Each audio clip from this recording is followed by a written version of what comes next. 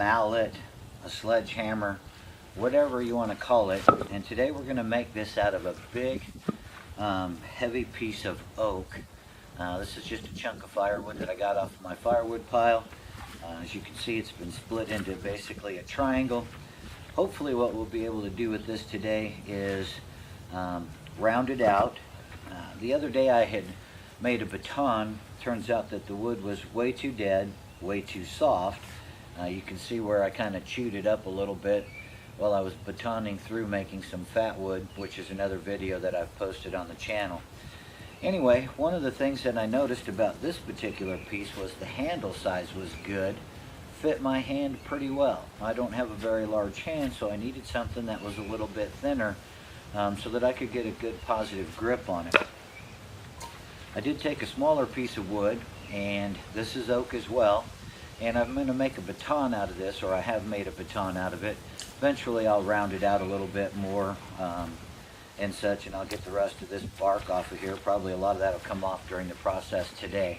But I figured I'm going to need something a lot heavier, a lot stronger, and a lot thicker in order to pound down through this other piece. On this, you'll notice I've put two rings. One is an outer ring, a little bit larger than what my hand would be comfortable with, and then there's the inner ring on it, which basically I just took this piece and traced it out with a magic marker, since this appears to be good size for my hand. Now the objective on this is to take, and we'll probably leave, I don't know, 5 to 6 inches, maybe just outside this knot here, and we'll cut around here, and then what we'll do is we'll trim these sections off down to where that cut line is going to be, and ultimately we'll get it trimmed down to that size so it fits my hand, and then we'll round out this bottom part here so that we can make a maul, to pound tent stakes down to, if we're going to split firewood, use it as a baton for cutting down wood while we're at our base camps, or if we're out camping along the creek that's not too far from here. So my first thought was, I'll take the Corona saw, which I keep in my backpack as well.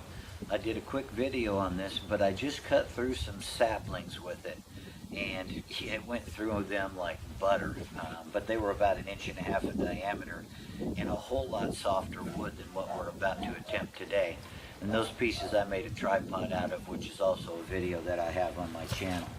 So the first thing I think we need to do is establish how far down we want this thicker maul portion to be, and how much of this we want to have handle so that we've got good leverage when we're swinging it. So I'm thinking probably maybe 6 inches here.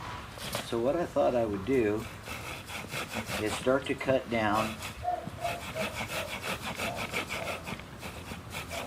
and around this particular piece of wood using this saw.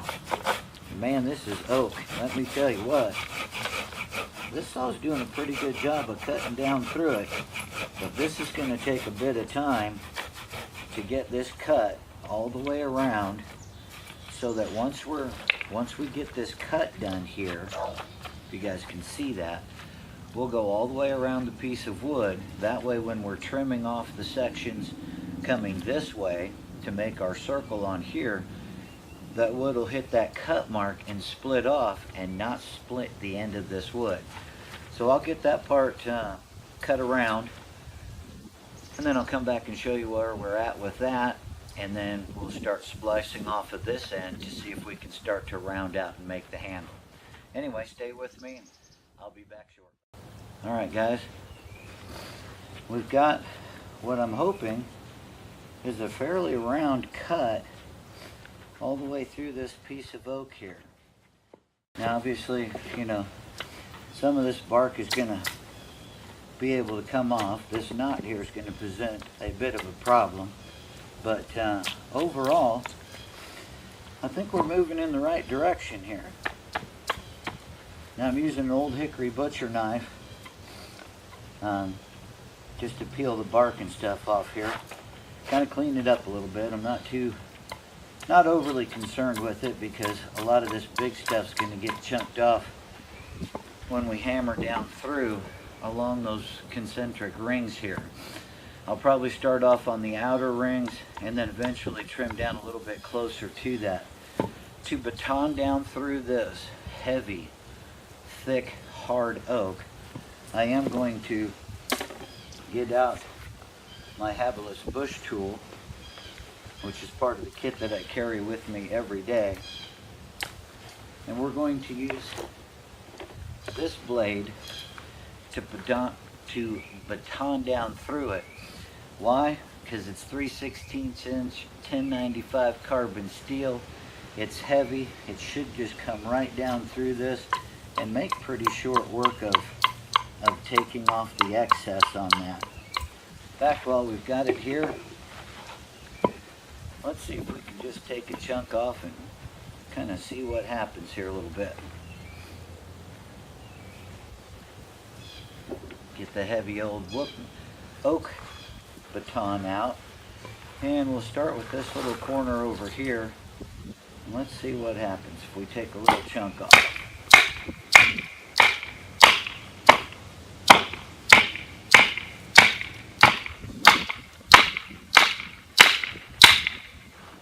Holy cow.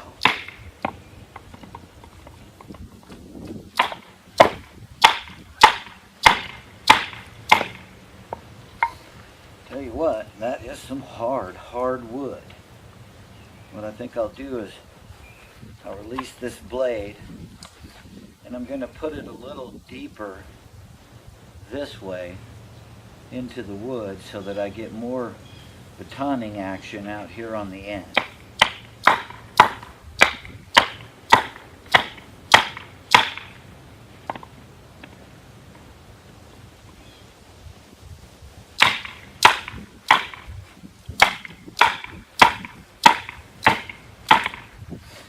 We can make it through this first big knot here, we might be okay.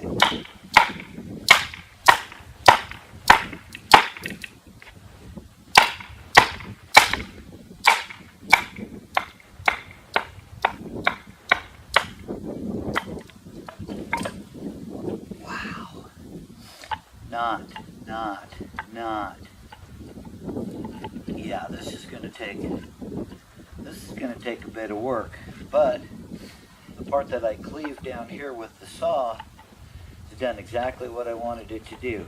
Just took the wood to that point, and then it didn't go any further down. Once I got a lot closer to being here at the end, I just tapped gently because I'm not ready to cleave off this portion yet. I'll do a little bit more work on this, and we'll come back and show you what it looks like after that. Thanks guys, stay with me. Alright guys, here's an update on the progress. This is the original piece. You can see I've got it down to almost right around that ring there. One issue I think I might have with this is now I've noticed it's presenting a crack right here. Kind of goes right up through this part. But I'm going to keep forging on because if worst comes to worst, I can always put a lashing around it, kind of hold it in its place. This is what I've taken off so far. This is my clubbing stick. This is oak. Seems to be holding up pretty good. One being pounded up against the old habilis bush tool here. Boy, I tell you what, they're both taking a beating today. I'm going to have to sharpen this when we're done because this oak is just tough.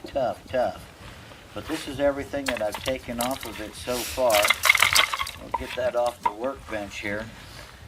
I still have to trim around the base here so that I can get a little symmetry and associated with it. I don't know, I may let it go a little thicker here. There's a couple pieces that I'll take off, but now down here I'm going to have to trim a little bit more off the handle so that it fits the hand good. The next challenge is taking this big triangular piece and trying to figure out how to make it a round piece so that I've got a maul or a mallet or anything else that you want to call that, just a good old-fashioned wood hammer. So I'm going to take a little break because my arms are tired, but when I come back, I'll give you another update, and hopefully we'll have some of this triangular piece taken off and somewhat rounded out. Stay with me, guys. Alright guys, here we are. Update on the maul that we're making. As you remember, this was a big triangular piece of oak that was in the backyard in my fire pile. So far we've gotten the handle down to about where that inner ring was. I am going to have to take a little bit more off, kind of smooth that out a little bit. I've got a knot set right through here, so I think what I might do is just take it from here and kind of trim it back down this way a little bit so that basically it'll fit my hand just a little bit better. That's not bad, but I think I want it to be just a touch thinner. As you can see, I took the big triangular piece off of the end, got that rounded out a little bit. Tell you what, towards the end there, what I did was I employed my tomahawk. Once I got all the corners taken off, and then with the cold steel tomahawk, get that set back down, then I'm able to come back in and kind of shape things around the edges here. Got a little bit of a lip right here. I can choke up on this tomahawk, and I can use it as a very, very effective chopper. And that just makes it easy to go all the way around, kind of get the rough spots out, get some of the high spots out of here as I'm looking back down through it. Got a little ridge right here, I can knock that off a little bit. It flares back up a touch right here, so technically I can bring it around this way and I can take that little ridge off there, that little flare. Now, is it necessary to go to these levels? No, it really isn't. I mean, the way it stands right now, it's pretty darn good as a maul. I'd be able to pound tent stakes with that. If I made this into a tent stake, boy, it'd be just perfect for that. So I'm about 90% of the way done. Like I said, I want to kind of trim. Not sure if you can see that, but like right in here, for example, it's got a bit of a high spot. I kind of want to take that out, maybe, I don't know, 1/8, quarter inch at the most. Just kind of round things out a little bit better. Again, is this serviceable? Absolutely. The way it stands right here, perfect. One thing I did notice though when I was making this is once I got the heavy pieces off and was using the Habilis bush tool to come down the side and really get some of those big pieces off, it really tended to work pretty good for that. And of course I can come back in, chop with that. I can take the back, I can start to scrape things smooth here just to get a smoother finish on it. Now out in the bush we're not going to have, sandpaper and a sanding machine or anything like that. So we can take the back side of our knives and we can really kind of start to clean that up. Smooth things off a little bit. And you can see how well that's just taking off those high spots, those rough spots that are in there. When a guy's sitting around a campfire, not a lot to do out there. You've got your tent set up, you've got everything squared away. And now what you want to do is just kind of clean things up, occupy yourself while you're sitting around the fire at night feeding it. You can sit out here and take the back side of your knife and really just kind of clean everything up, smooth everything off, get all these little rough spots out of here. Is it going to be a quick and easy process? Heck no. But can it be done? Absolutely. Here's proof right as we speak. I am going to take just a touch more off of this side right here, only because, well, for aesthetic purposes and because I want to. I may just employ the hatchet here, kind of come down and just take that high spot out of there. Love a good tomahawk because you can choke up on it. They're lightweight. You can really, you can get in here and almost do some fine carving with it. Now, this is my first attempt with my cold steel trail hawk to do something like this, so am I all that good at it? Not yet. Practice will make perfect. I am going to clean that up a bit. Like I said, I'm going to take a little bit more off. Got some rough spots down in right here where the handle is. Does it hurt anything? Absolutely not. Does it look as good as I want it to? No, it doesn't. But I'm sitting in my backyard and I'm practicing this. Alright kids, here it is, the finished product. all the way down. One little piece here I'll take off with my own hand.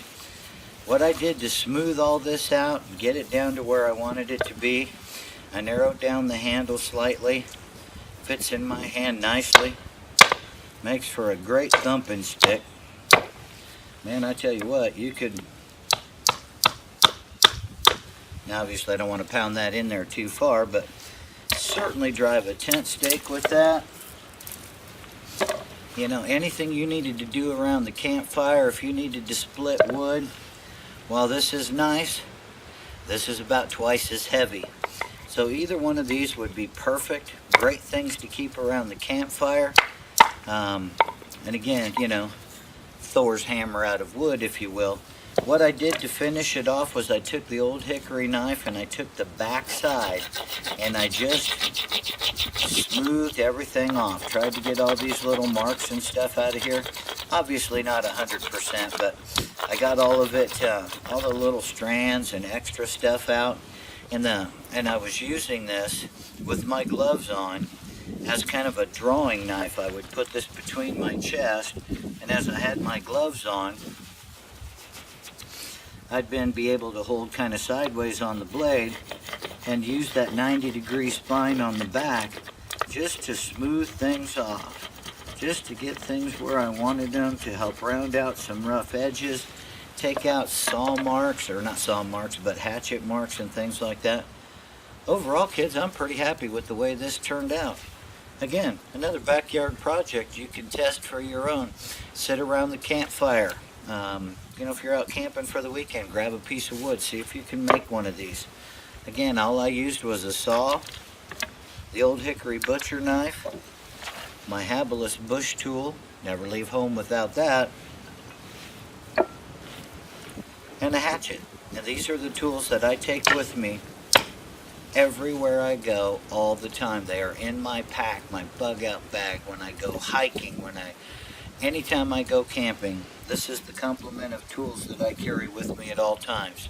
Along with a fire kit, man, with this you can do anything. Anyway, that's the end of this particular project, guys. Thanks for watching. Have a great day. We'll see you out in the woods.